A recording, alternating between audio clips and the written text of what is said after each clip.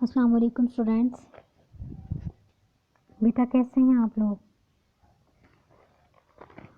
جی بیٹا، آج جو ہے وہ ہم طہارت و پاکیزگی کا نیکسٹ لیسن کرتے ہیں۔ پہلے ہم نے جو ہے وہ طہارت و پاکیزگی کا مفہوم پڑھا کہ طہارت و پاکیزگی کسے کہتے ہیں، پھر آیات کی روشنی میں اس کو دیکھا کہ اللہ تعالیٰ نے قرآن پاک میں اس کے بارے میں کیا حکم دیا کہ اپنے کپڑوں کو پاک رکھیے۔ سورۃ مدثر کی آیت جو ہے وہ بیان کی گئی۔ پھر ہم نے سورۃ بقرہ کی آیت پڑھی کہ جس میں اللہ تعالیٰ نے پاک صاف رہنے کے بارے میں ان کی تعریف کی کہ اللہ تعالیٰ پاک رہنے والوں کو اور توبہ کرنے والوں کو پسند کرتا ہے۔ پھر بیٹا ہم نے اس کو حدیث کے حوالے سے ہم نے پڑھا کہ حدیث میں آپ صلی اللہ علیہ وسلم نے کیا فرمایا، یا آپ صلی اللہ علیہ وسلم جو ہے وہ اس کا کیا اہتمام کرتے تھے، اور کیا آپ صلی اللہ علیہ وسلم جو ہے وہ اس کے بارے میں فرماتے تھے۔ تو آپ صلی اللہ علیہ وسلم نے اس میں فرمایا کہ نبی اکرم صلی اللہ علیہ وسلم طہارت و پاکیزگی کا بہت زیادہ اہتمام کرتے تھے۔ آپ صلی اللہ علیہ وسلم نے اپنی امت کو بھی جو ہے وہ طہارت کا اہتمام کرنے کی تاکید فرمائی۔ لوگوں کو جو ہے اپنی امت کے لوگوں کو پاک صاف رہنے اور طہارت کا خاص اہتمام کرنے کے بارے میں حکم دیا، یہاں تک کہ رسول اکرم صلی اللہ علیہ وسلم نے طہارت کو ایمان کا حصہ قرار دیا۔ رسول اکرم صلی اللہ علیہ وسلم کا ارشاد مبارک ہے، الطہور شطر الایمان، کہ جو پاکیزگی ہے وہ صفائی ایمان کا حصہ ہے۔ ان کی اتنا اہم اس کو جو ہے وہ قرار دیا کہ طہارت و پاکیزگی جو ہے وہ ایمان کا حصہ ہے۔ گویا دین اسلام کی بنیاد ہی پاکیزگی اور طہارت جو ہے یہ قرار اس کو دیا گیا۔ اب بیٹا ہم طہارت و پاکیزگی کی اہمیت پڑھتے ہیں، یا اس میں یہ بھی کویشچن بنتا ہے کہ صفائی اور پاکیزگی کے بارے میں اسوہ رسول صلی اللہ علیہ وسلم بیان کریں۔ اسوہ طریقے کو کہتے ہیں، اور جو ہے رسول اکرم صلی اللہ علیہ وسلم کے رسول کا طریقہ بیان کریں۔ اس میں یہ کویشچن بھی بنتا ہے، اور اس کو جو ہے وہ ہم اس کی اہمیت کو بھی اس میں دیکھ لیتے ہیں کہ وہ یہ بھی کویشچن بن سکتا ہے کہ اس کی اہمیت بیان کریں، ٹھیک ہے۔ یا ہم یہ بھی کہہ سکتے ہیں کہ صفائی اور پاکیزگی کے بارے میں رسول اکرم صلی اللہ علیہ وسلم کا اسوہ جو ہے وہ بیان کریں کہ وہ کیسے پاک صاف رہتے تھے، وہ کیا کرتے تھے۔ تو بیٹا یہ پوائنٹس ہی اس میں بنے ہوئے ہیں، کون کون سے ہیں کہ سب سے پہلے کہ انسان جو ہے وہ فطری طور پر صفائی کو پسند کرنے والا اور گندگی سے نفرت کرے، یعنی کہ ہم انسان فطری طور پر اگر دیکھیں تو انسان جو ہے وہ ایسا ہی اللہ تعالیٰ نے اس کو بنایا ہے کہ وہ گندگی کو ناپسند کرتا ہے۔ اس کے ارد گرد اگر گندگی ہے تو اس کو جو ہے یہ برا، انسان میں خود جو ہے یہ برا لگتا ہے کہ اگر ارد گرد کہیں جو ہے وہ گند پڑا ہوا ہے، یا تو اگر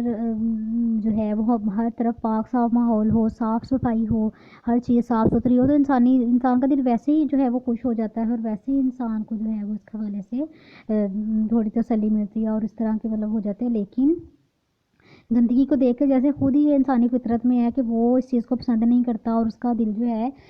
وہ آوازار سا ہو جاتا ہے، اور وہ بری اس کی کیفیت ہوتی ہے۔ اس کی وجہ سے انسان جو ہے وہ اچھے طریقے سے نہ تو بیٹھ سکتا ہے اور نہ ہی اس کو سکون بھی نہیں ملتا۔ تو انسان فطری طور پر ہی ایسا ہے، اللہ تعالیٰ نے اس کو ایسے ہی بنایا ہے کہ وہ صفائی کو پسند کرتا ہے اور گندگی سے نفرت کرتا ہے، گندگی کو ناپسند کرتا ہے۔ تو رسول اکرم صلی اللہ علیہ وسلم جو تھے وہ بھی ظاہری اور باطنی دونوں طرح کی پاکیزگی کا بہترین نمونہ تھے، یعنی کہ ظاہری طور پر مطلب کہ وہ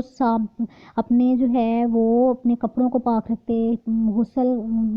کرتے، وضو کی حالت میں رہتے، نماز پڑھتے، یعنی کہ ظاہری طور پر بھی وہ پاک صاف رہتے، اور باطنی طور پر یعنی کہ ان کے دل میں باطنی طور پر پاک صاف رہنا ہوتا ہے کہ اپنے دل میں کوئی بھی کسی کے خلاف میل نہ رکھنا، کسی کے بارے میں برا نہ سوچنا، کسی کی غیبت نہ کرنا، کسی کی چغلی نہ کرنا، کسی کے لیے اپنے دل میں برے جذبات، کسی کو جو ہے وہ یعنی کہ سامنے سے اچھا بننا اور دل میں جو ہے اس کے خلاف برے جذبات رکھنا، تو اس کو کہتے ہیں باطنی گندگی۔ باطنی طور پر، اندرونی طور پر انسان جو ہے وہ کسی کے بارے میں برے خیالات رکھے۔ تو آپ صلی اللہ علیہ وسلم جو تھے وہ ظاہری اور باطنی دونوں طرح کی ہی پاکیزگی کا بہترین نمونہ تھے۔ آپ صلی اللہ علیہ وسلم کا لباس اگرچہ سادہ ہوتا، اگرچہ وہ سادہ لباس پہنتے، مگر وہ پاک صاف ہوتا۔ آپ صلی اللہ علیہ وسلم پاک صاف لباس پہنتے، گندا لباس پہننا پسند نہیں کرتے، پاک صاف ان کا لباس ہوتا۔ یہ پہلا بیٹا ان کا جو ہے وہ ہے، یہ اگر یہ لکھیں کہ اس پر نوٹ لکھیں آپ صلی اللہ علیہ وسلم کی صفائی پر، یا آپ صلی اللہ علیہ وسلم کی جو ہے وہ پاکیزگی پر نوٹ لکھیں، تو یہ پہلی لائن کیا آپ اس میں لکھیں گے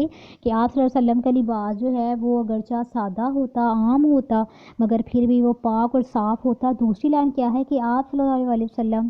کھانا کھانے سے پہلے اور کھانا کھانے کے بعد ہاتھ دھوتے اور کلی کرتے، یعنی کہ یہ ہمیں بھی بتایا گیا نا، ہمیں حدیث سے یا رسول اللہ سے پتہ تھا، ہم بھی ہمارے پیرنٹس نے پڑھا، اور جب ہم کھانا کھاتے ہیں ہمارے پیرنٹس ہمیں کہتے ہیں نا، یعنی کہ ہمیں بار بار یہ بات بتائی جاتی ہے کہ کھانا کھانے سے پہلے بھی ہاتھ دھوئیں، کھانا کھانے کے بعد بھی ہاتھ دھوئیں اور کلی کریں، یعنی کہ کلی کرنے سے جو بھی منہ میں جو ہے اگر کچھ کھانے کا بچے ذرات رہ گئے یا کچھ بھی، تو وہ منہ ہمارا صاف ستھرا ہو جائے۔ تو یہ دوسری اس کی لائن ہے کہ آپ صلی اللہ علیہ وسلم جب کھانا کھاتے تو کھانا کھانے سے پہلے اور بعد میں وہ ہاتھ دھوتے اور کلی کرتے۔ اور نمبر 3 والا نیکسٹ پوائنٹ دیکھیں کہ جب وہ غسل فرماتے آپ وسلم جب بھی غسل کرتے تو سر اور داڑھی کے بالوں کو کنگھی کر کے اچھی طرح سنوارتے،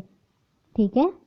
یہ اب جب وہ غسل کرتے تو یہ نہیں ہوتا کہ بال ان کے بکھرے ہوئے ہیں یا وہ برے حلیے میں، نعوذ باللہ کبھی بھی نہیں۔ وہ ہمیشہ غسل کرنے کے بعد اپنے سر کے بال جو ہے ان کو بناتے اور داڑھی کے بالوں کو کنگھی کرتے تاکہ وہ بال سنور جائے، الجھے ہوئے نہ ہوں۔ اب خود دیکھیں بیٹا، اگر ہم کسی کو جو دیکھیں ایسے ایسے بال اجڑے ہوئے اور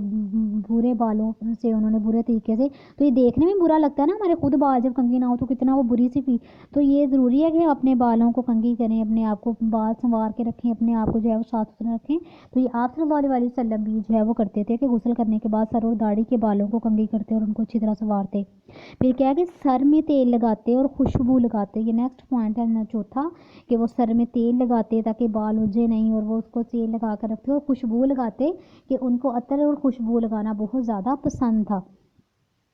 آگے چوتھا ہے، 5واں پوائنٹ ہے کہ اگر کسی شخص کے سر اور داڑھی کے بال جو ہے وہ بکھرے ہوئے دیکھتے تو ایسے شخص کو اپنی حالت درست کرنے کا حکم دیتے، کہ اگر آپ صلی اللہ علیہ وسلم کسی شخص کو دیکھتے نا کہ اس کے بال جو ہیں یا داڑھی کے بال بکھرے ہوئے ہیں اور وہ ایسی حالت میں، تو آپ صلی اللہ علیہ وسلم کو یہ بات جو ہے وہ پسند نہیں آتی اور آپ اسے کہتے ہیں کہ وہ اپنی حالت کو درست کرے، اپنے بال جو ہے وہ درست کرے، اپنی داڑھی کے بالوں کو سنوارے، تو آپ صلی اللہ علیہ وسلم سے خود بھی حکم دیتے ہیں کہ انہیں یہ نہیں پسند تھا، تو اسی لیے آپ صلی اللہ علیہ وسلم جو ہیں وہ انہیں اس بات کا حکم دیتے، ٹھیک ہے۔ آگے اس میں نیکسٹ پوائنٹ کیا ہے، یہ ہم نے 5واں پوائنٹ پڑھا ہے۔ آگے ہم 6واں پوائنٹ پڑھتے ہیں کہ آپ صلی اللہ علیہ وسلم جو تھے وہ ناخنوں کو تراش کر رکھتے۔ بیٹا کتنا اس میں بار بار ہماری تعلیمات بھی بتاتے ہیں کہ ناخن جو ہے وہ تراشنے چاہیے، کیونکہ ناخنوں میں جو ہے وہ میل اگر پھنس جائے یا کچھ ایسے تو ظاہر سی بات ہے وہ انسان کے لیے اس کا باعث بنتی ہے، تو ناخنوں کو تراش کر رکھنا یہ بھی سنت ہے۔ آپ صلی اللہ علیہ وسلم اپنے ناخنوں کو جو ہے وہ تراش کر رکھتے۔ 7واں پوائنٹ کیا ہے کہ مسواک کا اہتمام فرماتے، ٹھیک ہے، یعنی کہ مسواک کرتے۔ مسواک کرنے سے آپ کو پتہ ہے نا کتنی بیماریوں کا اس میں حل ہے، اور مسواک کرنے سے کتنی ہی منہ کی بیماریاں، اور ویسے بھی ذہنی طور پر انسان فریش رہتا ہے، تو آپ صلی اللہ علیہ وسلم مسواک جو ہے وہ لازمی کرتے اور یہ کوشش کرتے کہ ہر نماز کے موقع پر تازہ وضو کریں، یعنی کہ بار بار وضو اسی لیے کرنے کہ 5 بار وضو کرتے ہیں، تو اسی لیے کہا گیا نا کہ وضو کرنے سے جو ہے وہ انسان کی ہر طرح کے ذہنی طور پر اسے سکون ملتا ہے، اور اس کی ہر طرح کی جو ہے وہ جو گندگی ہے وہ دھل جاتی ہے، ہاتھ منہ چہرہ بار بار یہ دھونا، تو اس پر ایک تو نور بھی اللہ تعالیٰ کی طرف سے آتا ہے، اور دوسری بات یہ کہ انسان کے ہاتھ اور جسم اور منہ جو ہے وہ صاف ہو جاتے ہیں۔ تو آپ صلی اللہ علیہ وسلم کوشش کرتے کہ ہر نماز کے وقت تازہ وضو کرے، یعنی کہ ویسے تو ہے نا کہ اگر عصر کے ٹائم وضو کیا ہو یا ظہر کے ٹائم تو اگلی نماز پڑھی جا سکتی ہے، اگر وضو نہ ٹوٹے تو نماز تو پڑھی جا سکتی ہے، اس کا تو حکم ہے، لیکن ایسا نہیں ہے کہ اللہ اور اس کے رسول جو ہیں وہ اس بات کو جو ہے وہ فرماتے یا اس طرح ہوتا کہ وہ اس بات میں یہ منع تو نہیں کیا گیا کہ وضو جو ہے وہ نہیں کرنا، یا اس بات کے حوالے سے یہ بات کہی تو نہیں گئی، لیکن آپ صلی اللہ علیہ وسلم جو ہے ہر نماز کے موقع پر کوشش کرتے کہ وہ وضو کریں، اور وضو کے وقت مسواک ضرور کرتے، ٹھیک ہے، وضو جب بھی کرتے تو وہ مسواک بھی کرتے تاکہ منہ بھی صاف ہو جائے، اور آپ صلی اللہ علیہ وسلم نے اپنے صحابہ کو بھی صاف ستھرا رہنے کی تلقین فرمائی۔ آپ صلی اللہ علیہ وسلم جو ہے وہ اپنے صحابہ کو بھی جو ہے وہ تلقین کرتے کہ وہ صاف ستھرے رہیں اور صاف ستھرے کپڑے جو ہے پہنیں، اور لوگوں کو تاکید کرتے کہ وہ کچا پیاز یا لہسن کھا کر مسجد میں نہ آئیں، مسجد میں اس حال میں نہ آئیں کہ ان کے منہ سے جو ہے وہ بو محسوس ہو رہی ہے، اور لوگ جو ہے اس سے کراہت میں، ان کے پیاز اگر بیٹا کھائیں یا لہسن کھائیں تو دیکھو وہ اسمیل سی منہ میں آنے لگتی ہے، منہ سے اسمیل جو ہے وہ آنے لگتی ہے، تو آپ صلی اللہ علیہ وسلم جو ہے وہ لوگوں کو یہ تلقین کرتے اور خود بھی یہ بات جو ہے ویسے کرتے کہ وہ لوگوں کو کچا پیاز یا لہسن کھا کر مسجد آنے سے منع کرتے کہ اس سے لوگ جو ہیں وہ کراہت محسوس کریں گے۔ ظاہر سی بات ہے اگر کسی کے منہ سے ایسی اسمیل آ رہی ہو تو ظاہر سی بات ہے دوسرا بندہ اس کو پسند نہیں کرتا اس کے پاس بیٹھنا، لیکن نماز میں تو حکم یہی ہے نا کہ سب لوگ پاس پاس کھڑے ہو کر پاس ہی نماز ادا کرتے ہیں، دوسرے کے ساتھ جو ہے وہ کھڑے ہوتے ہیں، تو ایک شخص کی بدبو کی وجہ سے یا اس کے منہ سے اس طرح کی جو ہے وہ بدبو آ رہی ہو تو دوسرا شخص تکلیف میں آ جائے، تو اس سے آپ صلی اللہ علیہ وسلم نے منع کیا کہ لوگ جس چیز کو کراہت محسوس کریں، جس چیز کو جو ہے وہ ناپسند کریں، تو یہ آپ کوشش کریں کہ یہ کام آپ نہ کریں، اور ان چیزوں کو جو ہے وہ اوائڈ کریں کہ آپ اس حال میں مسجد میں نہ آئیں کہ آپ کے منہ سے اگر بو آ رہی ہو دوسرے لوگ سے جو ہے وہ کراہت محسوس کریں یا اسے پسند نہ کریں، تو آپ اس حالت میں جو ہے وہ مسجد میں نہ آئیں۔ بیٹا آج کا لیسن آپ لوگوں کا اتنا ہی ہے۔ طہارت و پاکیزگی کی اہمیت اور ہم نے آپ صلی اللہ علیہ وسلم کے جو پاکیزہ معمولات ہیں وہ پڑھے کہ آپ صلی اللہ علیہ وسلم اپنی زندگی کیسے گزارتے تھے، وہ کیا کرتے تھے، کیا کیا طریقہ جو تھا وہ اپناتا تھے کہ وہ جو ہے وہ ان کا لباس کیسا ہوتا، وہ کھانے سے پہلے ہاتھ دھوتے، وہ غسل فرماتے اور سر میں جو ہے وہ تیل اور خوشبو لگاتے، کسی شخص کے سر اور داڑھی کے بال اگر بکھرے ہوئے دیکھتے تو اس کو درست کرنے کا حکم دیتے، اپنے ناخنوں کو تراشتے، مسواک کا اہتمام کرتے، ہر نماز کے موقع پر تازہ وضو کرتے، وضو کے وقت مسواک ضرور کرتے، اور رسول اللہ صحابہ کو بھی صاف ستھرا رہنے کی تلقین فرماتے، لوگوں کو تاکید یہ کرتے کہ وہ کچا پیاز یا لہسن کھا کر مسجد میں نہ آئیں اس حالت میں کہ ان کے منہ سے بدبو آ رہی ہو، جس سے لوگ جو ہے وہ کراہت محسوس کریں۔ جی بیٹا آج کا اتنا ہی لیسن آپ لوگوں نے یاد کرنا ہے، اور ہم نے اس میں 10 پوائنٹ جو ہیں وہ پڑھے ہیں آپ صلی اللہ علیہ وسلم کی معمولات زندگی کے۔ یہ 10 کے 10 پوائنٹس آپ لوگوں نے لائنز کی شکل میں، لائنز جیسے ہوتی ہیں نا ان کی پیراگراف کی نہیں، لائن پوائنٹس کی اس میں لائنوں میں آپ لوگوں نے یہ 10 پوائنٹس اپنی نیٹ کاپیز پہ لکھنے ہیں، ٹھیک ہے۔ پیراگراف کی شکل میں ایسے نہیں لکھیں گے جیسے نمبرنگ دے کے نا، ایسے نمبرنگ کے حساب سے یہ 10 پوائنٹس آپ لوگوں نے اپنی نیٹ کاپیز پہ لکھنے ہیں، اور اتنا لیسن آپ لوگوں نے یاد کرنا ہے۔ آج کا بیٹا لیسن آپ لوگوں کا اتنا ہی ہے۔ اوکے بیٹا، اللہ حافظ۔